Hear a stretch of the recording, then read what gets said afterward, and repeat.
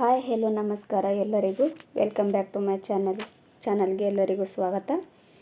ಇವತ್ತು ನಾವು 17ನೇ ಅಧ್ಯಾಯವಾದ ಪ್ರಜಾಪ್ರಭುತ್ವವನ್ನು ನೋಡೋಣ. And good evening everyone. ಇವತ್ತು 2 ಪಾಠಗಳನ್ನು ನೋಡೋಣ. ಈ ಪ್ರಜಾಪ್ರಭುತ್ವ ಮತ್ತು 18ನೇ ಅಧ್ಯಾಯವಾದ ರಾಜನಿರ್ದೇಶಕ ತತ್ವಗಳ ಬಗ್ಗೆ ನೋಡೋಣ. ಓಕೆ, ಸ್ಟಾರ್ಟ್ ಮಾಡೋಣ ಬನ್ನಿ. ಇದನ್ನು ನೋಡೋಣ. ಹಿಂದೆ ನಮ್ಮ ದೇಶವನ್ನು ರಾಜರು ಆಳುತ್ತಿದ್ದರು. ಕಾಲಕ್ರಮೇಣ ರಾಜಪ್ರಭುತ್ವ ಕಣ್ಮರೆಯಾಯಿತು. ಪ್ರಜಾಪ್ರಭುತ್ವ ವ್ಯವಸ್ಥೆಯನ್ನು ಆಚರಣೆಗೆ ತರಲಾಯಿತು. ಈ ಬದಲಾವಣೆಗೆ ಕಾರಣಗಳನ್ನು ತಿಳಿಯುತ್ತಾ ಪ್ರಜಾಪ್ರಭುತ್ವದ ಮಹತ್ವ, ಚುನಾವಣೆಗಳ ಪಾತ್ರ ಮತ್ತು ಚುನಾವಣಾ ಪ್ರಕ್ರಿಯೆಗಳ ಕುರಿತಾದ ಒಂದು ಸಂಕ್ಷಿಪ್ತ ನೋಟವನ್ನು ಇಲ್ಲಿ ನೋಡೋಣ. ಈ ಪಾಠದಲ್ಲಿ ಇಷ್ಟೆಲ್ಲ ಇದೆ ನೋಡಿ. ಓಕೆ, ನೆಕ್ಸ್ಟ್ ಪಾಠವನ್ನು ಸ್ಟಾರ್ಟ್ ಮಾಡೋಣ. ಇದೇನೆಲ್ಲ ಅಷ್ಟು ಇಂಪಾರ್ಟೆಂಟ್ ಇಲ್ಲ, ಅದು ಇಲ್ಲಿಂದ ಇಂಪಾರ್ಟೆಂಟ್ ಇದೆ ನೋಡಿ.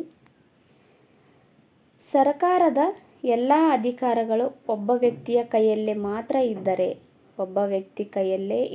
ಅದನ್ನು ರಾಜಪ್ರಭುತ್ವ ಅಂತ ಕರಿತೀವಿ. ಇಲ್ಲಿ ಎಲ್ಲವೂ ರಾಜನ ಇಚ್ಛೆಯಂತೆಯೇ ನಡೆಯುತ್ತದೆ. ಈ ರಾಜಪ್ರಭುತ್ವದಲ್ಲಿ ರಾಜನ ಇಚ್ಛೆಯಂತೆಯೇ ನಡೆಯುತ್ತದೆ. ಆತನ ಆಜ್ಞೆಯಂತೆಯೇ ಅಲ್ಲಿ ಆಡಳಿತ ನಡೆಸಲಾಗುತ್ತೆ. ಅವನ ಆಳ್ವಿಕೆಗೆ ಅವಧಿ ನಿರ್ಬಂಧ ಇರುವುದಿಲ್ಲ.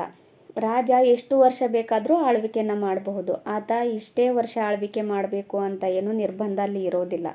ಫಾರ್ ಎಕ್ಸಾಂಪಲ್, ನಮ್ಮ ಭಾರತದಲ್ಲಿ ಪ್ರಜಾಪ್ರಭುತ್ವ ವ್ಯವಸ್ಥೆ ಇದೆ. ಇಲ್ಲಿ ರಾಷ್ಟ್ರಪತಿಯವರು 5 ವರ್ಷಗಳವರೆಗೆ ಮಾತ್ರ ಅಧಿಕಾರದಲ್ಲಿರ್ತಾರೆ. 5 ವರ್ಷ ಮುಗಿದಾದ್ಮೇಲೆ ಮತ್ತೆ ಅಲ್ಲಿ ಚುನಾವಣೆಗಳು ನಡೀತವೆ. ಚತುರ ಮತ್ತು ಧೈರ್ಯಶಾಲಿ ರಾಜನಿಂದ ರಾಜ್ಯ ಬಲಗೊಳ್ಳುತ್ತದೆ. ಪ್ರಜೆಗಳು ಸುಖವಾಗಿರ್ತಾರೆ. ಆದರೆ ದುರ್ಬಲ ಅರಸನ ಆಳ್ವಿಕೆಯಿಂದ ರಾಜಪ್ರಭುತ್ವ ಕೊನೆಗೊಳ್ಳುತ್ತದೆ. ದುರ್ಬಲ ರಾಜ ಇದ್ನಂದ್ರೆ ಬೇರೆ ಒಬ್ಬ ರಾಜ್ಯ ಬಂದು ಆ ರಾಜ್ಯದ ಮೇಲೆ ಆಕ್ರಮಣ ಮಾಡಿ ಅವನ್ನ ಸೋಲಿಸಿ ಆ ಪ್ರದೇಶವನ್ನ ಗೆದ್ದಂತಹ ರಾಜ್ಯ ವಶಪಡಿಸ್ಕೊತಾನೆ.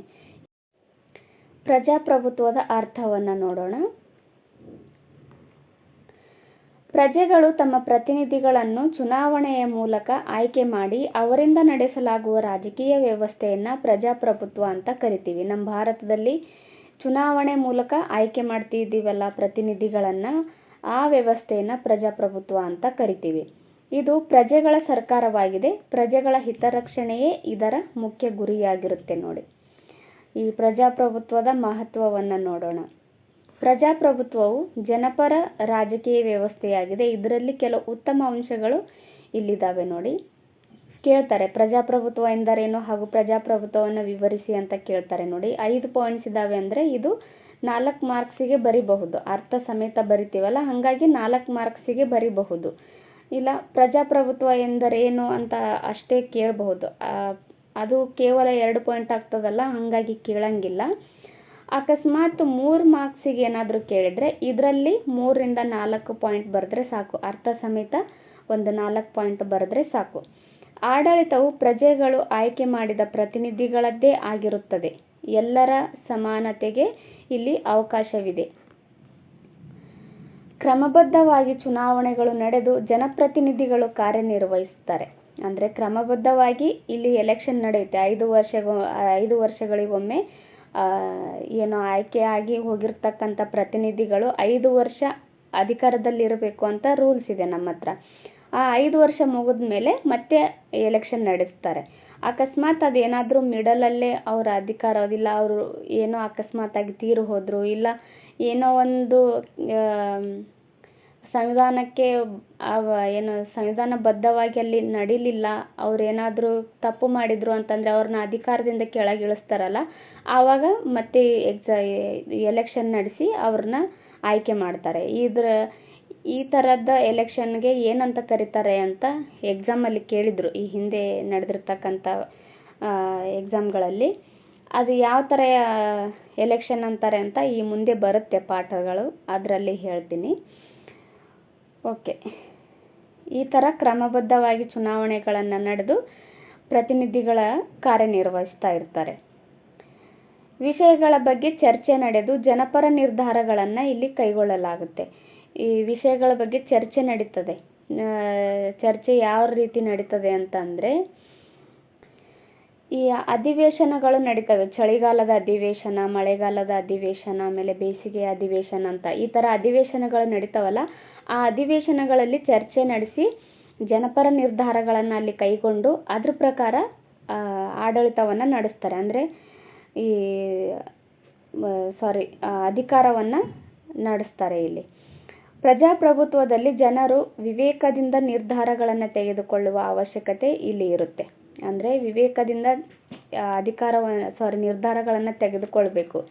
ಇಲ್ಲ ಅಲ್ಲಿ ಮೊಹಮ್ಮದ್ ಬಿನ್ ತುಗ್ಲಕ್ ಯಾವ ಥರ ಮಾಡ್ತಾನಲ್ಲ ಆ ಥರ ಆಗ್ಬಿಡುತ್ತೆ ನಮ್ಮ ದೇಶ. ಆದ್ದರಿಂದ ಇಲ್ಲಿ ಪ್ರಜಾಪ್ರಭುತ್ವ ವ್ಯವಸ್ಥೆಯಲ್ಲಿ ಪ್ರತಿನಿಧಿಗಳು ವಿವೇಕದಿಂದ ನಿರ್ಧಾರಗಳನ್ನು ಕೈಗೊಂಡು ನಿರ್ಧಾರಗಳನ್ನು ತೆಗೆದುಕೊಳ್ಬೇಕಾಗತ್ತೆ. ಓಕೆ, ಪ್ರಜಾಪ್ರಭುತ್ವದ ಸವಾಲುಗಳೇನು ಅಂತ ನೋಡೋಣ. ಈ ಪ್ರಜಾಪ್ರಭುತ್ವದ ಮಹತ್ವ ನೋಡಿದ್ವಲ್ಲ, ಹಾಗೆಯೇ ಈ ಪ್ರಜಾಪ್ರಭುತ್ವದ ಸವಾಲುಗಳನ್ನು ನೋಡೋಣ.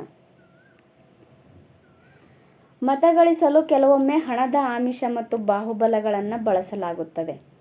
ಈ ಎಲೆಕ್ಷನ್ನಲ್ಲಿ ವೋಟ್ ಬೇಕು ಅಂತಂದರೆ ಎಲೆಕ್ಷನ್ ನಡೆದಿರೋವಾಗ ನೋಡ್ರಿ, ವೋಟ್ ಹಾಕ್ರಿ ಅಂತೇಳಿ ವೋಟಿಂಗ್ ನಾಳೆ ನಡೆಯುತ್ತೆ ಇಲ್ಲ ನಾಡಿದ್ದು ನಡೆಯುತ್ತೆ ಅನ್ನೋಕ್ಕಿಂತ ಒಂದಿನ 2 ದಿನ ಬಿಫೋರ್ ಬಂದು ಮನೆಗೆ ದುಡ್ಡು ಹಂಚ್ತಾರೆ. ಇಲ್ಲಿ ದುಡ್ಡು ಹಂಚ್ತಾರೆ. ಆಮೇಲೆ ಕೆಲವೊಂದಿಷ್ಟು ಇದು ಕೊಡ್ತಾರೆ, ಏನೋ ಪಾತ್ರೆಗಳಾಗಿರಬಹುದು, ಏನೋ ಸೀರೆ, ಆ ಥರ ಎಲ್ಲ ಕೊಟ್ಟು ಜನರಿಗೆ ಆಮಿಷ ಒಡ್ತಾರೆ. ಆಮೇಲೆ ಬಾಹುಬಲಗಳಿಂದನೂ ಇವರು ಎಲೆಕ್ಷನ್ನಲ್ಲಿ ಗೆಲ್ಲೋ ಚಾನ್ಸಸ್ ಇರುತ್ತೆ.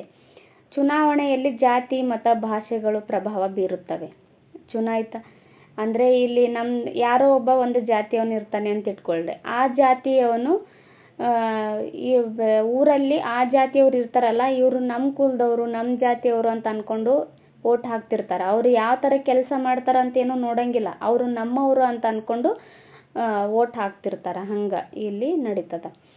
ಚುನಾಯಿತ ಪ್ರತಿನಿಧಿಗಳು ತಮ್ಮ ಸ್ವಾರ್ಥಕ್ಕಾಗಿ ಪಕ್ಷವನ್ನು ತೊರೆದು ಇನ್ನೊಂದು ಪಕ್ಷವನ್ನು ಸೇರುತ್ತಾರೆ. ಇಂಥ ಪಕ್ಷಾಂತರದಿಂದ ಸರ್ಕಾರವು ಅಸ್ಥಿರಗೊಳ್ಳುತ್ತದೆ. ಅಂದರೆ ಇವಾಗ ಏನೋ ಒಂದು ಪಕ್ಷ, ಆಡಳಿತ ಪಕ್ಷ ಏನಾಗುತ್ತೆ, ಏನೋ ಒಂದು ಕೆಟ್ಟ ಕೆಲಸ ಆಗಿ ಅದು ಸರ್ಕಾರ ಬಿದ್ದೋಗೋ ಸ್ಥಿತಿನಲ್ಲಿರುತ್ತೆ ಅಂತ ಇಟ್ಕೊಳ್ಳಿ. ಅಲ್ಲಿರ್ತಕ್ಕಂಥ ಕೆಲವೊಂದಿಷ್ಟು ಪ್ರತಿನಿಧಿಗಳು ಈ ಸರ್ಕಾರ ಬಿದ್ದೋದ್ರೆ ನಮಗೇನು ಲಾಭ ಇರಲ್ಲ, ಇಲ್ಲ ನಮ್ದು ಅಧಿಕಾರ ಎಲ್ಲ ಹೋಗ್ಬಿಡುತ್ತಲ್ಲ ಅಂತೇಳಿ ಬೇರೆ ಅಪೋಸಿಟ್ ಪಾರ್ಟಿ ಇರ್ತಾರಲ್ಲ ಆ ಪಕ್ಷದಲ್ಲಿ ವಿಲೀನ ಆಗ್ತಾರೆ. ಅಂದರೆ ಈ ಪಕ್ಷಾಂತರವನ್ನು ಮಾಡ್ತಾರೆ. ಇಂಥ ಪಕ್ಷಾಂತರದಿಂದ ಸರ್ಕಾರ ಅಸ್ಥಿರಗೊಳ್ಳುತ್ತೆ. ಅಂದರೆ ಸರ್ಕಾರ ಏನಾಗುತ್ತೆ, ಬಿದ್ದು ಹೋಗುತ್ತೆ. ಈ ವ್ಯವಸ್ಥೆಯಲ್ಲಿ ಪುಂಡರು, ಅಪರಾಧಿಗಳು ಆಯ್ಕೆಗೊಳ್ಳುವ ಸಂಭವವಿದೆ. ಈ ಥರ ಅಂದರೆ ಈಗ ಯಾರೋ ಒಬ್ಬರು ರೌಡಿ ಇರ್ತಾರೆ ಅಂತ ಇಟ್ಕೊಳ್ಳಿ, ಮತ್ತು ರೌಡಿ ಅಂಥವರು ಸಹ ಇಲ್ಲಿ ಅಧಿಕಾರದಲ್ಲಿ ಬರೋ ಚಾನ್ಸಸ್ ಇರುತ್ತೆ. ಹೀಗಾಗಿ ಪ್ರಜಾಪ್ರಭುತ್ವ ವ್ಯವಸ್ಥೆಯಲ್ಲಿ ಇವುಗಳು ಕೆಲವೊಂದಿಷ್ಟು ಸವಾಲುಗಳಾಗಿವೆ ನೋಡಿ. ನೆಕ್ಸ್ಟು ಇಲ್ಲಿ ನೋಡ್ರಿ, ಇದು ಮತ ಚಲಾವಣೆ ಮಾಡೋದು ಕೊಟ್ಟಿದ್ದಾರೆ. ಈ ಥರ ಮತ ಚಲಾವಣೆ ಮಾಡ್ತಾರೆ. ಆಮೇಲೆ ವಿದ್ಯುನ್ಮಾನ ಮತಯಂತ್ರ, ಇವುಗಳೇನು ಈ ಪ್ರೆಸೆಂಟ್ ನಾವು ವೋಟ್ ಹಾಕ್ತೀವಲ್ಲ, ಈ ಯಂತ್ರಗಳಿಂದ ನಾವು ವೋಟ್ ಹಾಕ್ತೀವಿ ನೋಡಿ.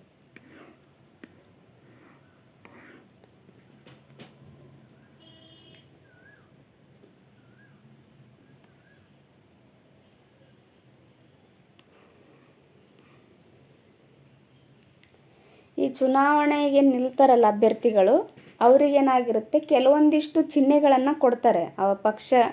ಈ ಪಕ್ಷ ಇದು ಅಂತ ಗುರುತಿಸೋಕ್ಕೋಸ್ಕರ ಕೆಲವೊಂದಿಷ್ಟು ಚಿಹ್ನೆಗಳನ್ನು ಕೊಡ್ತಾರೆ. ಯಾಕಂದ್ರೆ ಅಂಥ ಚಿಹ್ನೆಗಳು ಕೊಡ್ತಾರೆ ಅಂತಂದರೆ, ನಮ್ಮ ದೇಶದಲ್ಲಿ ಅಕ್ಷರಸ್ಥರು ಎಷ್ಟಿದ್ದಾರೋ ಅದಕ್ಕಿಂತ ಹೆಚ್ಚು ಅನಕ್ಷರಸ್ಥರಿದ್ದಾರೆ. ಹಾಗಾಗಿ ಅನಕ್ಷರಸ್ಥರಿಗೂ ಸಹ ಗೊತ್ತಾಗಬೇಕಲ್ಲ ಇದು ಯಾವ ಪಕ್ಷ, ಇದು ಯಾವ ಪಕ್ಷ ಅಲ್ಲ ಅಂತ. ಹಾಗಾಗಿ ಅನಕ್ಷರಸ್ಥರಿಗೂ ಗುರುತು ಮಾಡೋಕ್ಕೋಸ್ಕರ ಅಂಥ ಚಿಹ್ನೆಗಳನ್ನು ಕೊಡಲಾಗುತ್ತೆ ನೋಡಿ. ಮತದಾನದ ಮಹತ್ವವನ್ನು ನೋಡೋಣ. ಪ್ರಜೆಗಳು ತಮಗಿಷ್ಟವಾದ ಪ್ರತಿನಿಧಿಯನ್ನು ಚುನಾವಣೆಯಲ್ಲಿ ಆಯ್ಕೆ ಮಾಡುವ ಮೂಲಕ ಅಭಿಪ್ರಾಯವನ್ನು ತಿಳಿಸಲು ಮತದಾನವು ಸಹಾಯಕವಾಗುತ್ತದೆ. ಇದು ಎಲ್ಲ ವರ್ಗದ ಜನರ ಪ್ರಾತಿನಿಧ್ಯಕ್ಕೆ ಅವಕಾಶ ನೀಡುತ್ತದೆ. ಅಂದರೆ ಚುನಾವಣೆ ಮಾಡೋ ಮೂಲಕ ಏನಾಗುತ್ತೆ, ಎಲ್ಲ ವರ್ಗದ ಜನರಿಗೂ ಇಲ್ಲಿ ಪ್ರಾತಿನಿಧ್ಯ ಕೊಟ್ಟಂಗಾಗುತ್ತೆ. ಯಾರೋ ಒಬ್ಬ ಗೆದ್ದ, ಆತನೇ ಎಷ್ಟು ವರ್ಷ ಬೇಕಾದರೂ ಅಧಿಕಾರದಲ್ಲಿ ಇರಬೇಕು ಅಂತ ಏನಾದರೂ ಇದ್ದರೆ ಆ ಒಬ್ಬನೇ ಅಧಿಕಾರದಲ್ಲಿ ಇರುತ್ತೆ. ಅದಕ್ಕೆ ರಾಜಪ್ರಭುತ್ವ ಅಂತ ಕರಿತೀವಿ.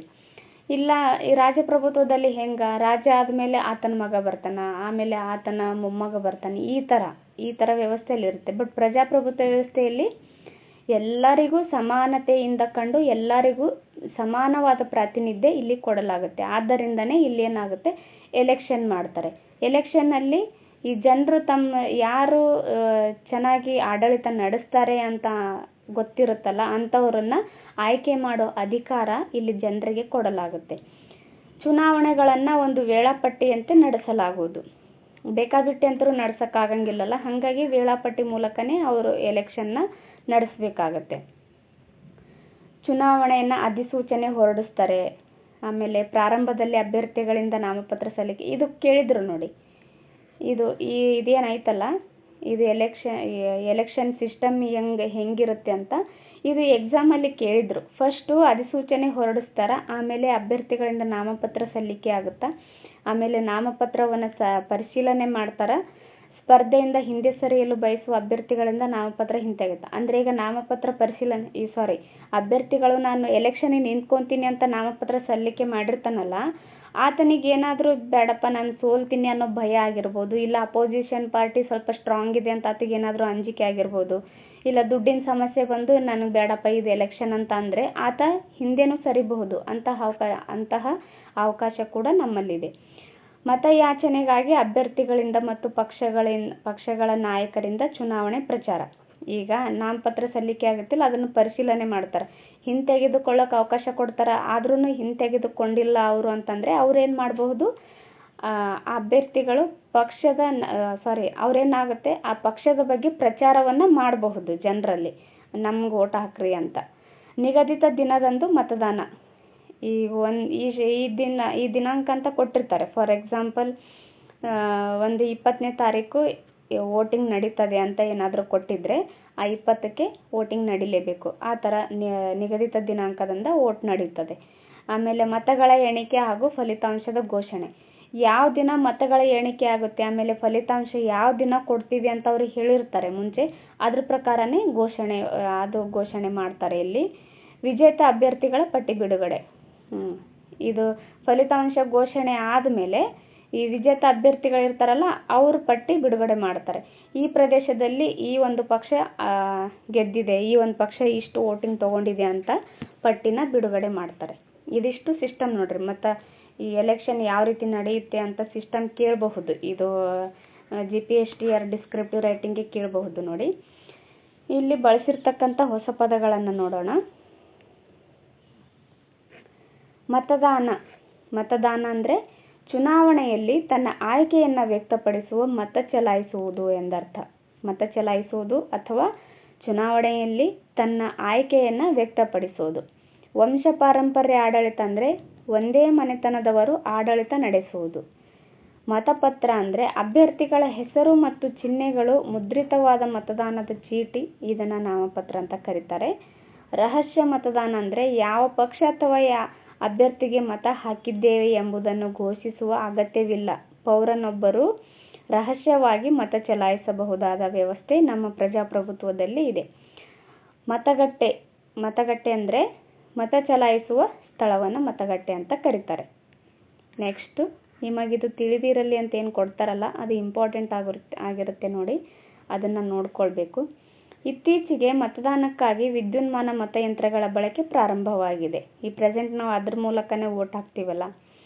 ಭಾರತದಲ್ಲಿ ಚುನಾವಣಾ ಕಾರ್ಯಗಳನ್ನು ನಿರ್ವಹಿಸುವ ಅಧಿಕಾರವು ಚುನಾವಣಾ ಆಯೋಗಕ್ಕಿದೆ. ನಮ್ಮ ಭಾರತದಲ್ಲಿ ಈ ಚುನಾವಣೆ ನಡೆಸೋದು ಅಥವಾ ಇದೇನು ಮೇಲೆ ವೋಟ್ ಹಾಕೋ ಸಿಸ್ಟಮ್ ಏನೈತಲ್ಲ, ಮತ ಚಲಾಯಿಸುವ ಸಿಸ್ಟಮ್, ಅದೆಲ್ಲವನ್ನು ಸಹ ನಿರ್ಧಾರ ಮಾಡೋದು ಈ ಚುನಾವಣಾ ಆಯೋಗಕ್ಕೆ ಮಾತ್ರ ಇದೆ ನೋಡ್ರಿ ಈ ಅಧಿಕಾರ. ಈ ಆಯೋಗವು ಸ್ವತಂತ್ರವಾಗಿ ಕಾರ್ಯನಿರ್ವಹಿಸುತ್ತದೆ ನೋಡಿ. ಈ ಎಲೆಕ್ಷನ್ ಕಮಿಷನ್ ಬಗ್ಗೆ ಕೆಲವೊಂದಿಷ್ಟು ಎಕ್ಸ್ಟ್ರಾ ಪಾಯಿಂಟನ್ನು ಹೇಳ್ತೀನಿ, ನೋಟ್ ಮಾಡ್ಕೊಳ್ಳೋಕೆ ಸಾಧ್ಯ ಆದರೆ ಮಾಡ್ಕೊಳ್ಳಿ. ಎಲೆಕ್ಷನ್ ಕಮಿಷನ್ನು ಎಷ್ಟರಲ್ಲಿ ಸ್ಥಾಪನೆಯಾಗುತ್ತೆ ಅಂದರೆ 1950 ಜನವರಿ 25ರಂದ ಸ್ಥಾಪನೆಯಾಗುತ್ತೆ. ಜನವರಿ 25. ಈ ಜನವರಿ 25ನ್ನು ಏನಂತ ಕರೀತಾರೆ ಅಂದರೆ ರಾಷ್ಟ್ರೀಯ ಮತದಾರರ ದಿನ ಅಂತ ಕರೀತಾರೆ ನೋಡಿ. ರಾಷ್ಟ್ರೀಯ ಮತದಾರರ ದಿನ ಅಂತೇಳಿ ಆಚರಣೆ ಮಾಡ್ತಾರೆ. ಪ್ರತಿ ವರ್ಷ ಜನವರಿ 25ನ್ನು ರಾಷ್ಟ್ರೀಯ ಮತದಾರರ ದಿನ ಅಂತೇಳಿ ಆಚರಣೆ ಮಾಡ್ತಾರೆ. ಇದ್ರ ಬಗ್ಗೆ ಹೇಳೋ ವಿಧಿಗಳು ಅಂತಂದರೆ 324ರಿಂದ 329ರವರೆಗೂ ಈ ಎಲೆಕ್ಷನ್ ಕಮಿಷನ್ ಬಗ್ಗೆ ಈ ವಿಧಿಗಳು ಹೇಳ್ತವೆ. ನೆಕ್ಸ್ಟು ಇದು ಸಾಂವಿಧಾನಿಕ ಸಂಸ್ಥೆಯಾಗಿದೆ ನೋಡ್ರಿ. ಒಂದು ನಿಮಿಷ. ಈ ಎಲೆಕ್ಷನ್ ಕಮಿಷನ್ ಅಂತೇನ ಇದೆಯಲ್ಲ, ಇದು ಒಂದು ಸಾಂವಿಧಾನಿಕ ಸಂಸ್ಥೆಯಾಗಿದೆ. ಇದೇನು ನಾನು ಇಲ್ಲಿ ಬರಿತಾ ಇದ್ದೀನಲ್ಲ, ಇವೆಲ್ಲ ಹಿಂದೆ ಎಕ್ಸಾಮಿಗೆ ಕೇಳಿರ್ತಕ್ಕಂಥ ಪಾಯಿಂಟ್ಗಳೇ ಆಗಿದ್ದಾವೆ ನೋಡಿ. ಸಾಂವಿಧಾನಿಕ ಸಂಸ್ಥೆಯಾಗಿದೆ. ಆಮೇಲೆ ಇದರಲ್ಲಿ 3 ಮೆಂಬರ್ಸ್ ಇರ್ತಾರೆ. ಇದರಲ್ಲಿ 3 ಜನ ಮೆಂಬರ್ಸ್ ಇರ್ತಾರೆ ನೋಡ್ರಿ.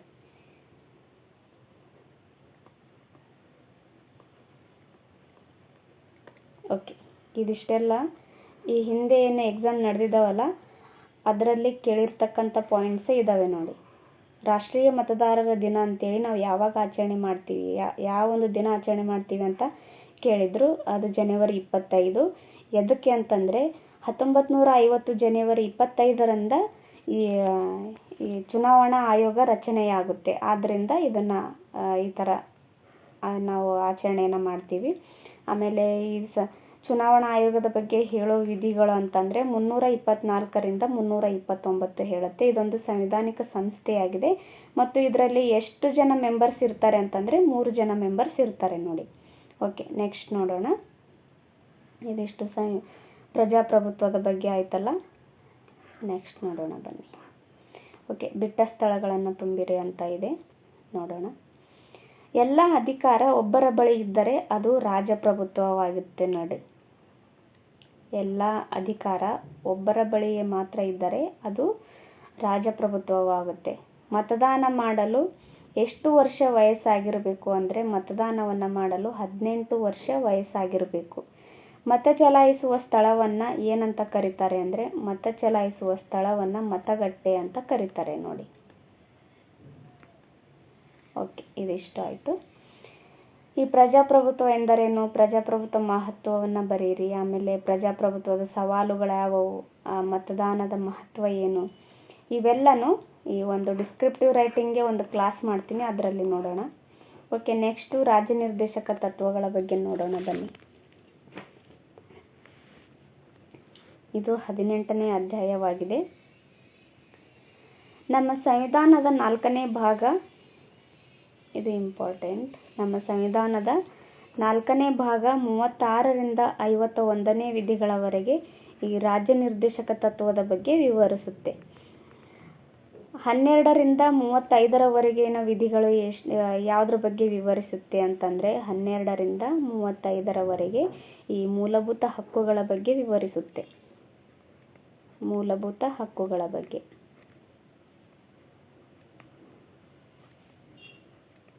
ಇದು ಎಷ್ಟನೇ ಭಾಗದಲ್ಲಿ ಬರುತ್ತೆ ಅಂತಂದರೆ ಇದು 3ನೇ ಭಾಗದಲ್ಲಿ ಬರುತ್ತೆ. ಮೂಲಭೂತ ಹಕ್ಕುಗಳು. ಇದು ರಾಜ್ಯ ನಿರ್ದೇಶಕ ತತ್ವಗಳು 4ನೇ ಭಾಗದಲ್ಲಿ 36ರಿಂದ 51ನೇ ವಿಧಿಗಳವರೆಗೂ ಬರುತ್ತೆ ನೋಡಿ. 51ರ ನಂತರ 51A ಇಂದ K ವರೆಗೂ ಇದೇನೋ ಮೂಲಭೂತ ಕರ್ತವ್ಯಗಳ ಬಗ್ಗೆ ಹೇಳುತ್ತೆ. ಈ ರಾಜ್ಯ ನೀತಿ ನಿರ್ದೇಶಕ ತತ್ವಗಳ ಪ್ರಸ್ತಾಪ ಇದರಲ್ಲಿ ನಾವು ನೋಡ್ತೀವಿ. ಆಮೇಲೆ ಸಂವಿಧಾನದ ಆಶಯಗಳನ್ನು ಜಾರಿಗೊಳಿಸಲು ಚುನಾಯಿತ ಸರ್ಕಾರಕ್ಕೆ ಇವು ಮಾರ್ಗದರ್ಶಿ ಸೂತ್ರಗಳಂತಿದ್ದವು. ಈ ಒಂದು ಪಾಯಿಂಟ್ ಕೇಳಿದರು. ರಾಜ್ಯ ನಿರ್ದೇಶಕ ತತ್ವಗಳು ಯಾವ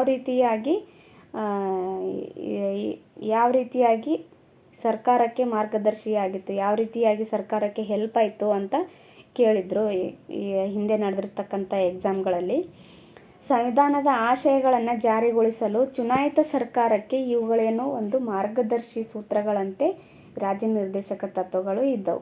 ಇವುಗಳ ಬಗ್ಗೆ ಈ ಪಾಠದಲ್ಲಿ ಕೊಡಲಾಗಿದೆ. ಓಕೆ, ನೋಡೋಣ ಬನ್ನಿ ಕೆಳಗಡೆ. ಸುಖಿ ರಾಜ್ಯ ಸ್ಥಾಪನೆಗಾಗಿ ಸಂವಿಧಾನದ 4ನೇ ಭಾಗದಲ್ಲಿ ಗಾಂಧಿವಾದಿ, ಸಮಾಜವಾದಿ ಮತ್ತು ಉದಾರವಾದಿ ಬೌದ್ಧಿಕ ತತ್ವಗಳ ಅನುಷ್ಠಾನಕ್ಕಾಗಿ ಸಂವಿಧಾನವು ರಾಜ್ಯಕ್ಕೆ ನೀಡಿದ ಮಾರ್ಗದರ್ಶಿ ಸೂತ್ರಗಳೇ ರಾಜ್ಯ ನೀತಿ ನಿರ್ದೇಶಕ ತತ್ವಗಳಾಗಿವೆ. ಇದು ಕೇಳಿದ್ರು. ರಾಜ್ಯ ನೀತಿ ನಿರ್ದೇಶಕ ತತ್ವಗಳಲ್ಲಿ ಎಷ್ಟು ವಿಧಗಳಾಗಿ ಅಂದರೆ ಇದೇನಾಯ್ತಲ್ಲ, ಗಾಂಧಿವಾದಿ, ಸಮಾಜವಾದಿ ಮತ್ತು ಉದಾರವಾದಿ, ಇವುಗಳ ಬಗ್ಗೆ ಕೇಳಿದ್ರು ಈ ಹಿಂದೆ ಎಕ್ಸಾಮಲ್ಲಿ. ಯಾವ ಸರ್ಕಾರ ಅಧಿಕಾರಕ್ಕೆ ಬಂದರೂ ಈ ಸೂತ್ರಗಳನ್ನು ಅನುಸರಿಸಬೇಕೆಂಬುದು ಸಂವಿಧಾನದ ನೈತಿಕ ನಿರ್ದೇಶಕವಾಗಿದೆ. ಭಾರತದ ಸಮಗ್ರ ಅಭಿವೃದ್ಧಿಗೆ ಇವು ದಿಕ್ಸೂಚಿಯಾಗಿದೆ ನೋಡಿ. ಭಾರತದ ಸಮಗ್ರ ಅಭಿವೃದ್ಧಿಗೆ ರಾಜ್ಯ ನೀತಿ ನಿರ್ದೇಶಕ ತತ್ವಗಳು ಒಂದು ದಿಕ್ಸೂಚಿಯಾಗಿದೆ. ಈ ರಾಜ್ಯ ನೀತಿ ನಿರ್ದೇಶಕ ತತ್ವಗಳ ಪ್ರಾಮುಖ್ಯತೆಯನ್ನು ನೋಡೋಣ. ಈ ರಾಜ್ಯ ನಿರ್ದೇಶಕ ತತ್ವಗಳು ಕೇಂದ್ರ ಹಾಗೂ ರಾಜ್ಯ ಸರ್ಕಾರಗಳಿಗೆ ಸಂವಿಧಾನ ನೀಡುವ ನಿರ್ದೇಶನಗಳಾಗಿವೆ. ಆಮೇಲೆ ಕಾನೂನು ರಚಿಸುವಾಗ, ನೀತಿಗಳನ್ನು ರಚಿಸುವಾಗ ಅಥವಾ ಜಾರಿಗೆ ತರುವಾಗ ಈ ತತ್ವಗಳನ್ನು ಅಳವಡಿಸಿಕೊಳ್ಳುವುದು ಅವಶ್ಯಕವಾಗಿದೆ. ಕೇಂದ್ರ ಮತ್ತು ರಾಜ್ಯ ಸರ್ಕಾರಗಳಿಗೆ ಸಂವಿಧಾನ ನೀಡುವ ನಿರ್ದೇಶನವಾಗಿದೆ. ಆಮೇಲೆ ಈ ಕಾನೂನನ್ನು ರಚನೆ ಮಾಡಬೇಕಾದ್ರೆ, ನೀತಿಗಳನ್ನು ರಚನೆ ಮಾಡಬೇಕಾದ್ರೆ ಮತ್ತು ಜಾರಿಗೆ ತರಬೇಕಾದ್ರೆ ಈ ತತ್ವಗಳು ಅಳವಡಿಸಿಕೊಳ್ಳುವುದು ಅತ್ಯವಶ್ಯಕವಾಗಿತ್ತು. ಆಮೇಲೆ ಸ್ವಾತಂತ್ರ್ಯ, ಸಮಾನತೆ, ಭ್ರಾತೃತ್ವ ಸಾಧಿಸಲು ಮತ್ತು ಸುಖಿ ರಾಜ್ಯವನ್ನು ಸ್ಥಾಪಿಸಲು ಈ ರಾಜ್ಯ ನಿರ್ದೇಶಕ ತತ್ವಗಳು ಮುಖ್ಯವೆನಿಸುತ್ತವೆ. ಭಾರತ ಗಣರಾಜ್ಯವು ಅನುಸರಿಸಬೇಕಾದ ಈ ಕೆಳಗಿನ ಸೂತ್ರಗಳು ರಾಜ್ಯ ನೀತಿ ನಿರ್ದೇಶಕ ತತ್ವಗಳಲ್ಲಿ ಅಡಗಿವೆ. ಅವು ಯಾವ ಸೂತ್ರಗಳಂದರೆ ಸಾಮಾಜಿಕ ನ್ಯಾಯ. ಫಸ್ಟ್ ಒನ್ ಯಾವ್ದು ಬರುತ್ತೆ? ಸಾಮಾಜಿಕ ನ್ಯಾಯ. ಪ್ರಜೆಗಳಿಗೆ ಸಾಮಾಜಿಕ, ಆರ್ಥಿಕ ಮತ್ತು ರಾಜಕೀಯ ನ್ಯಾಯ ಒದಗಿಸುವುದು, ಜನಕಲ್ಯಾಣವನ್ನು ಸಾಧಿಸುವುದು. ಈ ರಾಜ್ಯ ನೀತಿ ನಿರ್ದೇಶಕ ತತ್ವಗಳ ಮುಖ್ಯ ಉದ್ದೇಶವೇ ಸುಖಿ ರಾಜ್ಯ ಸ್ಥಾಪನೆ ಮಾಡೋದು. ಸುಖಿ ರಾಜ್ಯ ಹೇಗೆ ಸ್ಥಾಪನೆ ಆಗುತ್ತೆ? ಆ ಸಮಾಜದಲ್ಲಿ ಜನರು ಸಾಮಾಜಿಕವಾಗಿ, ಆರ್ಥಿಕವಾಗಿ ಮತ್ತು ರಾಜಕೀಯವಾಗಿ ಒಂದು ಸಮಾನತೆಯಿಂದ ಇದ್ರೆ ಅವರಿಗೆ ನ್ಯಾಯ ಒದಗಿಸೋ ಥರ ಏನಾದ್ರಲ್ಲಿ ಜನಪರ ಕಲ್ಯಾಣ ನಡೆದ್ರೆ ಮಾತ್ರ ಅಲ್ಲಿ ಜನರು ಸುಖಿಯಾಗಿ ಇರ್ತಾರೆ. ಅಂತ ಪ್ರದೇಶ ಸುಖಿ ರಾಜ್ಯವಾಗಿರುತ್ತೆ. ಅದಕ್ಕೋಸ್ಕರ ಸಾಮಾಜಿಕ ನ್ಯಾಯ ಇದು ತುಂಬ ಇಂಪಾರ್ಟೆಂಟ್ ಆಗಿತ್ತು. ಪ್ರಜೆಗಳಿಗೆ ಸಾಮಾಜಿಕ, ಆರ್ಥಿಕ ಮತ್ತು ರಾಜಕೀಯ ನ್ಯಾಯ ಒದಗಿಸಿ ಜನಕಲ್ಯಾಣವನ್ನು ಸಾಧಿಸುವುದಾಗಿತ್ತು. ದುರ್ಬಲರಿಗೆ ಸಾಮಾಜಿಕ ನ್ಯಾಯ ಒದಗಿಸೋದು, ದುರ್ಬಲರಿಗೆ ಜೀವನಾಧಾರ ನೀಡುವುದು, ಅವರ ಆರ್ಥಿಕ ಶೋಷಣೆಯ ನಿವಾರಣೆ ಮತ್ತು ಶೈಕ್ಷಣಿಕ ಹಾಗೂ ಆರ್ಥಿಕ ಅಭಿವೃದ್ಧಿ ಮತ್ತು ಅವರಿಗೆ ಕಾನೂನು ಉಚಿತ ನೆರವು ನೀಡುವುದು ಇವೇನಾಗಿದ್ದವು? ದುರ್ಬಲರಿಗೆ ಸಾಮಾಜಿಕ ನ್ಯಾಯ ಕೊಡುವುದಾಗಿತ್ತು. ಈ ಸಾಮಾಜಿಕ ನ್ಯಾಯ ಕೊಡೋದ್ರಿಂದ ಅಲ್ಲಿ ಜನರು ಸುಖಿಯಾಗಿರುತ್ತಾರೆ ಅನ್ನೋದು ಇದರ ಆಶಯವಾಗಿತ್ತು. ಮಹಿಳೆ ಮತ್ತು ಶಿಶು ಕಲ್ಯಾಣ. ಮಹಿಳೆಯರು ಮತ್ತು ಶಿಶು ಕಲ್ಯಾಣ ಹೇಗೆ ಮಾಡುವುದು ಅಂದರೆ ಒಂದೇ ರೀತಿಯ ಕೆಲಸಕ್ಕೆ ಪುರುಷರಷ್ಟೇ ಮಹಿಳೆಯರಿಗೂ ಸಮಾನ ವೇತನ ನೀಡೋದು. ಇದು ಸಮಾನ ವೇತನ ಬಗ್ಗೆ ನೀಡೋದು ಎಷ್ಟು ಹೇಳುತ್ತೆ ಅಂತಂದರೆ 1948ರ ಕಾಯ್ದೆ ಹೇಳುತ್ತೆ ನೋಡ್ರಿ. ಸಮಾನ ವೇತನ ಕಾಯ್ದೆ ಈಗ 1948ರಲ್ಲಿ ಇದು ಜಾರಿಗೆ ಬರುತ್ತೆ. 1948ರಲ್ಲಿ ಈ ಕಾಯ್ದೆಯನ್ನು ಜಾರಿಗೆ ತರ್ತಾರೆ. ಮಹಿಳೆಯರಿಗೆ ಹೆರಿಗೆ ಸೌಲಭ್ಯ, ಆಮೇಲೆ ಮಕ್ಕಳ ಶೋಷಣೆಯ ತಡೆ, ಮಕ್ಕಳು ಆರೋಗ್ಯವಂತರಾಗಿ ಬೆಳೆಯಲು ಅವಕಾಶ ಮತ್ತು ಅವರಿಗೆ ಉಚಿತ ಮತ್ತು ಕಡ್ಡಾಯ ಪ್ರಾಥಮಿಕ ಶಿಕ್ಷಣ ಇವೆಲ್ಲವೂ ಸಹ ಮಹಿಳಾ ಮತ್ತು ಶಿಶು ಕಲ್ಯಾಣ ಮಾಡುವುದು ಉದ್ದೇಶವಾಗಿತ್ತು ನೋಡಿ. ನೆಕ್ಸ್ಟ್ ನೋಡೋಣ. ಈ ಹೆರಿಗೆ ಸೌಲಭ್ಯ ಅಂತ ಬಂದಾಗ ಈ ಗೌರ್ಮೆಂಟ್ ಜಾಬಲ್ಲಿ ಇರ್ತಾರಲ್ಲ ಮಹಿಳೆಯರು, ಅವರಿಗೆ ಹೆರಿಗೆ ಸೌಲಭ್ಯಕ್ಕಾಗಿ 6 ತಿಂಗಳು ಉಚಿತ ಅಂದರೆ ಅವರು ರಜೆ ಕೊಟ್ಟು ಅವ್ರಿಗೇನಾಗುತ್ತೆ ಸಂಬಳನೂ ಕೊಡ್ತಾರೆ ನೋಡಿ. ರಜೆನೂ ಕೊಡ್ತಾರೆ, ಆಮೇಲೆ ಸಂಬಳನೂ ಕೊಡ್ತಾರೆ. ಮಕ್ಕಳ ಶೋಷಣೆ ತಡೆಯನ್ನು ಮಾಡೋದು ಇದಕ್ಕಾಗಿ ಹಲವಾರು ಕಾರ್ಯಕ್ರಮಗಳನ್ನು ಈ ಕೇಂದ್ರ ಸರ್ಕಾರ ಮತ್ತು ರಾಜ್ಯ ಸರ್ಕಾರಗಳು ಜಾರಿಗೆ ತಂದಿವೆ.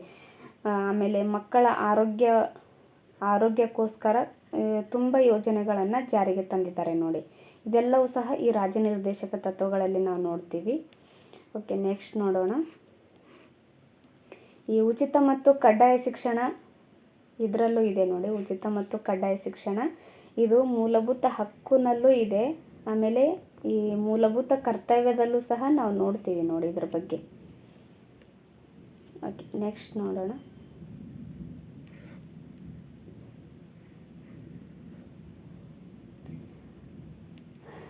ಕಾರ್ಮಿಕ ಕಲ್ಯಾಣ. ಕಾರ್ಮಿಕರ ಯೋಗಕ್ಷೇಮ ನೋಡಿಕೊಳ್ಳುವುದು, ಆಮೇಲೆ ದುಡಿಯುವ ಹಕ್ಕು, ದುಡಿಯಲು ಅನುಕೂಲಕರ ವಾತಾವರಣ, ಕಾರ್ಮಿಕರಿಗೆ ಕನಿಷ್ಠ ವೇತನ ನಿಗದಿ ಮತ್ತು ಅವರಿಗೆ ಆಡಳಿತದಲ್ಲಿ ಭಾಗಿಗಳಾಗಲು ಅವಕಾಶ ಇವೆಲ್ಲನೂ ಸಹ ಈ ಕಾರ್ಮಿಕರ ಕಲ್ಯಾಣದಲ್ಲಿ ನಾವು ನೋಡ್ತೀವಿ. ಕಾರ್ಮಿಕರ ಕಲ್ಯಾಣ ಅಂದರೆ ಕಾರ್ಮಿಕರಿಗೆ ಕೆಲವೊಂದಿಷ್ಟು ಸಹಾಯಕವಾಗಿರ್ತಕ್ಕಂಥ ಯೋಜನೆ ಅಥವಾ ಅನುಕೂಲಗಳನ್ನು ತರೋದರ ಮೂಲಕ ಅಲ್ಲೇನಾಗುತ್ತೆ ಜನರ ಶೋಷಣೆ ಕಡಿಮೆ ಆಗುತ್ತೆ. ಅಂದರೆ ಜನರು ಅಲ್ಲಿ ಕೆಲಸ ಮಾಡ್ತಿರ್ತಾರಲ್ಲ ಅಲ್ಲಿ ಶೋಷಣೆಗಳು ಆಗೋದನ್ನು ಕಡಿಮೆ ಮಾಡಬಹುದು. ಅಸಹಾಯಕರಿಗೆ ನೆರವು ನೀಡೋದು. ಅಸಹಾಯಕರಂದ್ರೆ ಯಾರು ಬರ್ತಾರೆ? ವೃದ್ಧರು ಬರ್ತಾರೆ, ದಿವ್ಯಾಂಗರು ಅಂತಂದರೆ ಕುರುಡರಾಗಿರ್ತಾರಲ್ಲ ಅವರಿಗೆ ದಿವ್ಯಾಂಗರು ಅಂತಾರೆ. ಆಮೇಲೆ ರೋಗಿಗಳು, ನಿರುದ್ಯೋಗಿಗಳು ಮತ್ತು ಬದುಕಲು ಸರ್ಕಾರದಿಂದ ನೆರವು ನೀಡೋದು. ಇವರನ್ನೆಲ್ಲ ಅಸಹಾಯಕರು ಅಂತ ಕರೀತಾರೆ. ಇವರಿಗೆ ಬದುಕೋಕ್ಕೋಸ್ಕರ ಸರ್ಕಾರ ನೆರವು ನೀಡುತ್ತೆ. ಅಂತಹ ಕೆಲವೊಂದಿಷ್ಟು ಯೋಜನೆಗಳನ್ನು ಜಾರಿಗೆ ತರುವುದರ ಮೂಲಕ ಅಲ್ಲಿ ಸುಖಿ ರಾಜ್ಯವನ್ನು ಸ್ಥಾಪನೆ ಮಾಡಬಹುದು. ಏಕರೂಪ ನಾಗರಿಕ ಸಂಹಿತೆ. ಭಾರತದ ಎಲ್ಲ ಪ್ರಜೆಗಳಿಗೂ ಸಮಾನ ನಾಗರಿಕ ಕಾನೂನು ಜಾರಿ ಮಾಡುವುದು. ಸಮಾನ ನಾಗರಿಕ ಕಾನೂನು ಅಂತಂದರೆ ಈ ಭಾರತದಲ್ಲಿ ಎಷ್ಟೋ ಧರ್ಮಗಳಿದಾವಲ್ಲ, ಪ್ರತಿಯೊಂದು ಧರ್ಮಕ್ಕೂ ಒಂದೊಂದು ಕಾನೂನು ಅಂತ ಇರುತ್ತೆ. ಆ ಥರ ಇಲ್ಲದೆ ಎಲ್ಲ ಧರ್ಮದವರಿಗೂ ಆಮೇಲೆ ಅಲ್ಲಿ ವಾಸಿಸ್ತಕ್ಕಂಥ ಎಲ್ಲ ಜನರಿಗೂ ಒಂದೇ ರೀತಿಯಾದ ಕಾನೂನು ಜಾರಿ ಮಾಡುವುದೇ ಏಕರೂಪ ನಾಗರಿಕ ಸಂಹಿತೆ ಅಂತ ಕರೀತಾರೆ ನೋಡಿ. ಈ ಏಕರೂಪ ನಾಗರಿಕ ಸಂಹಿತೆ ಬಗ್ಗೆ ತಿಳಿಸುವ ವಿಧಿ ಎಷ್ಟು ಅಂತಂದರೆ 44ನೇ ವಿಧಿ ನೋಡಿ. 44ನೇ ವಿಧಿಯನ್ನು ಏಕರೂಪ ನಾಗರಿಕ ಸಂಹಿತೆ ಬಗ್ಗೆ ತಿಳಿಸುತ್ತೆ. ಇವು ಈ ಹಿಂದೆ ಎಕ್ಸಾಮಲ್ಲಿ ಕೇಳಿದ್ರು ನೋಡಿ, ಏಕರೂಪ ನಾಗರಿಕ ಸಂಹಿತೆ ಬಗ್ಗೆ ತಿಳಿಸುವ ವಿಧಿ ಎಷ್ಟು ಅಥವಾ 44 ಆರ್ಟಿಕಲ್ ಅಂತ ಕೊಡ್ತಾರೆ. ಇದು ಏನನ್ನು ಸೂಚಿಸ್ತದೆ, ಏನನ್ನು ವಿವರಿಸ್ತದೆ ಅಂತ ಎಕ್ಸಾಮಲ್ಲಿ ಕೇಳಿದ್ರು. ಇದು 44ನೇ ವಿಧಿ ಏಕರೂಪ ನಾಗರಿಕ ಸಂಹಿತೆ ಬಗ್ಗೆ ತಿಳಿಸುತ್ತೆ ನೋಡಿ. ಇದು IAS, KS ಎಲ್ಲ ಎಕ್ಸಾಮ್ಗಳಲ್ಲೂ ಕೇಳಿದ್ದಾರೆ ನೋಡಿ ಈ ಕ್ವಶನ್ನು. ಇದು ತುಂಬಾ ಇಂಪಾರ್ಟೆಂಟ್. ಮದ್ಯಪಾನ ನಿಷೇಧ ಮಾಡೋದು. ಮದ್ಯಪಾನದಿಂದ ಆರೋಗ್ಯ ಕೆಡುತ್ತದೆ, ಆಮೇಲೆ ಕುಟುಂಬದ ಆರ್ಥಿಕ ಸ್ಥಿತಿ ಹದಗೆಡುತ್ತದೆ ಹಾಗೂ ಮಹಿಳೆಯರ ಶೋಷಣೆ ಹೆಚ್ಚುತ್ತದೆ. ಇದಕ್ಕಾಗಿ ನಮ್ಮ ಸಂವಿಧಾನವು ಮದ್ಯಪಾನ ನಿಷೇಧವನ್ನು ಜಾರಿಗೆ ತರುವಂತೆ ಸರ್ಕಾರಗಳಿಗೆ ನಿರ್ದೇಶನ ನೀಡುತ್ತೆ. ಅಂದರೆ ನಮ್ಮ ಸರ್ಕಾರಗಳು ಈ ಮದ್ಯಪಾನವನ್ನು ನಿಷೇಧ ಮಾಡೋದ್ರಿಂದ ಏನೇನೆಲ್ಲ ತಪ್ಪಿಸ್ದಂಗಾಗುತ್ತೆ ಅಂತಂದರೆ, ಈ ಮದ್ಯಪಾನ ಮಾಡೋದ್ರಿಂದ ಮದ್ಯಪಾನ ಯಾರು ಮಾಡ್ತಾರಲ್ಲ ಅವರ ಆರೋಗ್ಯ ಕೆಡುತ್ತೆ, ಅದನ್ನು ತಡೆದಂಗೆ ಆಗುತ್ತೆ. ಆಮೇಲೆ ಕುಟುಂಬದ ಆರ್ಥಿಕ ಸ್ಥಿತಿ ಹದಗೆಡುತ್ತೆ, ಅದನ್ನು ಸಹ ತಡೆದಂಗೆ ಆಗುತ್ತೆ. ಮಹಿಳೆಯರ ಶೋಷಣೆಯನ್ನು ಸಹ ಇಲ್ಲಿ ತಡೆದಂಗೆ ಆಗುತ್ತೆ. ಆದ್ದರಿಂದ ಸರ್ಕಾರಗಳೇನು ಮದ್ಯಪಾನ ನಿಷೇಧ ಮಾಡಬೇಕು ಅಂತ ಈ ರಾಜ್ಯ ನೀತಿ ನಿರ್ದೇಶಕ ತತ್ವ ಹೇಳುತ್ತೆ. ಬಟ್ ಇದು ಸರ್ಕಾರ ಎಷ್ಟರ ಮಟ್ಟಿಗೆ ಜಾರಿಗೆ ತರುತ್ತೆ, ಇದನ್ನು ಎಷ್ಟರ ಮಟ್ಟಿಗೆ ಅನುಸರಿಸ್ತಾ ಬಂದಿದೆ ಅನ್ನೋದು ವಿಪರ್ಯಾಸವಾಗಿದೆ ನೋಡಿ. ಯಾಕಂದರೆ ನಾವು ನೋಡ್ತೀವಲ್ಲ ಈ ಪ್ರೆಸೆಂಟು ಎಷ್ಟೆಲ್ಲ ಕುಡುಕರಿದ್ದಾರೆ ನಮ್ಮ ದೇಶದಲ್ಲಿ ಅಂತ. ದೇಶಕ್ಕೆ ಅತಿ ಹೆಚ್ಚು ರೆವೆನ್ಯೂ ಬರ್ತಾ ಇರೋದೇ ಮದ್ಯ ಮಾರಾಟ ಮಾಡೋದ್ರಿಂದ. ಹಾಗಾಗಿ ಸರ್ಕಾರ ಅದು ಸಂಪೂರ್ಣವಾಗಿ ನಿಷೇಧ ಮಾಡುತ್ತೆ ಅನ್ನೋದು ನಮ್ಮ ಕನಸಾಗಿರುತ್ತೆ ನೋಡಿ. ಓಕೆ, ಅದೆಲ್ಲ ಬಿಟ್ಟಾಕಿ ಪಾಠ ನೋಡೋಣ. ಇಂಥವೆಲ್ಲ ಸಮಾಜದಲ್ಲಿ ನಡೀತಾನೆ ಇರುತ್ತೆ. ಓಕೆ, ನೋಡೋಣ, ಪಾಠ ನೋಡೋಣ. ಕೃಷಿ ಮತ್ತು ಪಶುಸಂಗೋಪನೆಯ ಸಂಘಟನೆ. ರಾಜ್ಯವು ಕೃಷಿಯನ್ನು ಮತ್ತು ಪಶುಸಂಗೋಪನೆಯನ್ನು ಆಧುನಿಕ ಮತ್ತು ವೈಜ್ಞಾನಿಕ ರೀತಿಯಲ್ಲಿ ಸಂಘಟನೆಗೊಳಿಸುವುದಕ್ಕೆ ಪ್ರಯತ್ನಿಸತಕ್ಕದ್ದು ಮತ್ತು ವಿಶೇಷವಾಗಿ ಪಶು ತಳಿಗಳನ್ನು ಸಂರಕ್ಷಿಸಿ ಉತ್ತಮಗೊಳಿಸುವುದಕ್ಕಾಗಿ ಹಸುಗಳ ಮತ್ತು ಕರುಗಳ ಹಾಗೂ ಇತರ ಹಾಲು ಕೊಡುವ ಭಾರ ಎಳೆಯುವ ದನಕರುಗಳ ವಧೆಯನ್ನು ನಿಷೇಧಿಸುವುದು. ಅಂದರೆ ಈ ದನ ಆಗಿರ್ಬೋದು, ದನ ಕರುಗಳು, ಇವುಗಳ ಹತ್ಯೆ ಮಾಡುವುದು ನಿಷೇಧ ಮಾಡಬೇಕು ಅಂತ ಇಲ್ಲಿ ಹೇಳುತ್ತೆ ನೋಡಿ. ಈ ಥರ ಸಂವಿಧಾನದಲ್ಲಿ ನಿರ್ದೇಶನ ಮಾಡಲಾಗಿದೆ. ಈ ನಿಟ್ಟಿನಲ್ಲಿ ಕರ್ನಾಟಕದಲ್ಲಿ ಕರ್ನಾಟಕ ಪಶು ಹತ್ಯೆ ಪ್ರತಿಬಂಧಕ ಮತ್ತು ಪಶು ಸಂರಕ್ಷಣಾ ಕಾಯ್ದೆ ಅಂತೇಳಿ 2020ರಲ್ಲಿ ಇದನ್ನು ಜಾರಿಗೆ ತರಲಾಗಿದೆ. ಇದು ತುಂಬ ಇಂಪಾರ್ಟೆಂಟ್ ನೋಡ್ರಿ. ಈ ಸಾರಿ ಎಕ್ಸಾಮಲ್ಲಿ ಕೇಳಬಹುದು. ಇದೇನು ಪಶುಗಳ ಹತ್ಯೆನ ತಡೆಯೋಕ್ಕೋಸ್ಕರ ಕರ್ನಾಟಕ ಸರ್ಕಾರ ಜಾರಿಗೆ ತಂದಿರತಕ್ಕಂಥ ಕಾಯ್ದೆ ಯಾವುದು ಅಂತ ಕೇಳ್ತಾರೆ. ಅದು ಯಾವುದಂದರೆ ಕರ್ನಾಟಕ ಪಶು ಹತ್ಯೆ ಪ್ರತಿಬಂಧಕ ಮತ್ತು ಪಶು ಸಂರಕ್ಷಣಾ ಕಾಯ್ದೆಯನ್ನು 2020ರಲ್ಲಿ ಜಾರಿಗೆ ತರ್ತಾರೆ ನೋಡಿ. ಇದು ರಾಜ್ಯ ನೀತಿ ನಿರ್ದೇಶಕ ತತ್ವದಲ್ಲೇ ಇದೆ. ನೆಕ್ಸ್ಟ್ ಪರಿಸರ ಅಂತ ಬರುತ್ತೆ. ಪರಿಸರ ಅಂದರೆ ಪರಿಸರ ರಕ್ಷಣೆ ಮತ್ತು ಅಭಿವೃದ್ಧಿಯನ್ನು ಮಾಡೋದು. ಉದಾಹರಣೆಗೆ ಗಣಿಗಾರಿಕೆ, ಕೈಗಾರಿಕೆಗಳಿಂದ ಉಂಟಾಗುವ ಮಾಲಿನ್ಯಗಳಿಂದ ಪರಿಸರವನ್ನು ಸಂರಕ್ಷಣೆ ಮಾಡೋದು. ಈಗ ಗಣಿಗಾರಿಕೆ ಮಾಡೋದ್ರಿಂದ ಅಲ್ಲಿನ ಪರಿಸರ ಹದಗೆಡುತ್ತೆ. ಆಮೇಲೆ ಕೈಗಾರಿಕೆಗಳಿಂದನೂ ಸಹ ಅಲ್ಲಿ ಪರಿಸರ ಹದಗೆಟ್ಟು ಲಕ್ಷಾಂತರ ಪ್ರಾಣಿ ಪಕ್ಷಿಗಳ ಸಾವನ್ನು ನಾವು ಕಾಣ್ತೀವಿ. ಅಂತಹ ಕೈಗಾರಿಕೆಗಳನ್ನು ತಡಿಬೇಕು ಅಂತ ಈ ರಾಜ್ಯ ನೀತಿ ನಿರ್ದೇಶಕ ತತ್ವಗಳಲ್ಲಿ ಹೇಳುತ್ತೆ. ಐತಿಹಾಸಿಕ ಸ್ಮಾರಕಗಳ ರಕ್ಷಣೆ. ಐತಿಹಾಸಿಕ ಸ್ಮಾರಕಗಳ ರಕ್ಷಣೆ ಸರ್ಕಾರದ ಆದ್ಯ ಕರ್ತವ್ಯವಾಗಿದೆ. ಯಾಕಂದರೆ ಆ ಸ್ಥಳಗಳಿಗೆ ಭೇಟಿ ಕೊಡೋದ್ರಿಂದ ಅಲ್ಲೇನಾಗುತ್ತೆ, ಆ ಪ್ರದೇಶದಲ್ಲಿ ರೆವೆನ್ಯೂ ಹೆಚ್ಚಾಗುತ್ತೆ. ಹಾಗಾಗಿ ಇವುಗಳನ್ನು ಸಂರಕ್ಷಣೆ ಮಾಡಬೇಕು. ಆಮೇಲೆ ಮುಂದಿನ ಪೀಳಿಗೆಗೆ ಅಂತಹ ಐತಿಹಾಸಿಕ ಸ್ಥಳಗಳನ್ನು ತೋರಿಸುವ ಮೂಲಕ, ಅಲ್ಲಿ ನಡೆದಿರ್ತಕ್ಕಂಥ ಮಹಾನ್ ವೀರರ ಬಗ್ಗೆ ಚರಿತ್ರೆ ಹೇಳೋದ್ರ ಮೂಲಕ ಆ ಮಕ್ಕಳಲ್ಲಿ ದೇಶಾಭಿಮಾನವನ್ನು ಬೆಳೆಸೋದು, ಆಮೇಲೆ ಅಲ್ಲಿರ್ತಕ್ಕಂಥ ರಾಜರ ಅಭಿಮಾನವನ್ನು ಬೆಳೆಸೋದಕ್ಕೆ ಈ ಐತಿಹಾಸಿಕ ಸ್ಮಾರಕಗಳು ಅವಶ್ಯಕವಾಗುತ್ತೆ. ಬಾದಾಮಿ, ಬೀದರ್, ಬೇಲೂರು, ಹಳೇಬೀಡು, ಶ್ರವಣಬೆಳಗೊಳ, ಸನ್ನತಿ, ಮೈಸೂರು, ಹಂಪಿ, ಪಟ್ಟದಕಲ್ಲು, ವಿಜಯಪುರ ಮುಂತಾದವು ಇವೇನಾಗಿದ್ದಾವೆ, ಐತಿಹಾಸಿಕ ಸ್ಮಾರಕಗಳು ಆಗಿದ್ದಾವೆ. ಈಗ ನೋಡಿ, ಸ್ಕೂಲಲ್ಲಿ ಜನವರಿ ತಿಂಗಳಲ್ಲಿ ಪ್ರವಾಸಕ್ಕೆ ಕರ್ಕೊಂಡು ಹೋಗಬೇಕು ಅಂತ ಒಂದು ರೂಲ್ಸ್ ಇದೆ. ಅಂದರೆ ಪ್ರವಾಸಕ್ಕೆ ಕರ್ಕೊಂಡು ಹೋಗೋದ್ರಿಂದ ಮಕ್ಕಳಿಗೆ ಏನಾಗುತ್ತೆ, ಅಲ್ಲಿ ಆ ಪ್ರದೇಶದ ಎಲ್ಲವಷ್ಟು ಇನ್ಫಾರ್ಮೇಷನ್ ಗೊತ್ತಾಗುತ್ತೆ. ಈ ಪ್ರದೇಶದಲ್ಲಿ ಈಗ ಪ್ರೆಸೆಂಟು ಬೀದರ್ ಅಂತ ಇಟ್ಕೊಳ್ಳೋಣ. ಬೀದರಲ್ಲಿ ಇರ್ತಕ್ಕಂಥ ಸ್ಕೂಲ್ ಹುಡುಗರೇನು ಬೇಲೂರಿಗೆ ಹೋದರೆ ಅಲ್ಲಿ ಬೇಲೂರಿನಲ್ಲಿರ್ತಕ್ಕಂಥ ಕಲ್ಚರ್ಗಳನ್ನು ಎಲ್ಲ ಈ ಬೀದರ್ನಲ್ಲಿ ಇರ್ತಕ್ಕಂಥ ಹುಡುಗರು ಅರ್ಥ ಮಾಡ್ಕೊತಾರೆ. ಆಮೇಲೆ ಅಲ್ಲಿ ಯಾರು ಆಳ್ವಿಕೆ ಮಾಡಿದಾರಂತ ಬರೀ ಬುಕ್ಕಲ್ಲಿ ಮಾತ್ರ ನಾವು ಓದ್ತೀವಿ. ಅಲ್ಲಿ ಹೋಗಿ ಆ ಕೋಟೆಗಳನ್ನು, ಸ್ಮಾರಕಗಳನ್ನು ನೋಡೋದ್ರಿಂದ ಅವರಿಗೆ ಇನ್ನೊಂದಿಷ್ಟು ಅಭಿಮಾನ ಬೆಳೆಯುತ್ತೆ. ಹಾಗಾಗಿ ಈ ಐತಿಹಾಸಿಕ ಸ್ಮಾರಕಗಳ ರಕ್ಷಣೆ ಮಾಡೋದು ತುಂಬಾ ಇಂಪಾರ್ಟೆಂಟ್ ಆಗುತ್ತೆ. ಅಂತಾರಾಷ್ಟ್ರೀಯ ಶಾಂತಿಯನ್ನು ನೋಡೋಣ. ಭದ್ರತೆಗಳನ್ನು ಕಾಪಾಡುವುದರಲ್ಲಿ ದೇಶವು ಸಹ ಭಾಗಿಯಾಗುವುದು. ಅಂತಾರಾಷ್ಟ್ರೀಯ ಶಾಂತಿ ಅಂತಂದರೆ ಬೇರೆ ದೇಶಗಳೊಂದಿಗೆ ನಾವು ಮೈತ್ರಿಯುತವಾಗಿ ಇರಬೇಕು ಅಂದಾಗ ಮಾತ್ರ ಬಾಹ್ಯ ದಾಳಿಗಳಿಂದ ರಕ್ಷಣೆಯನ್ನು ಮಾಡಿಕೊಳ್ಬಹುದು.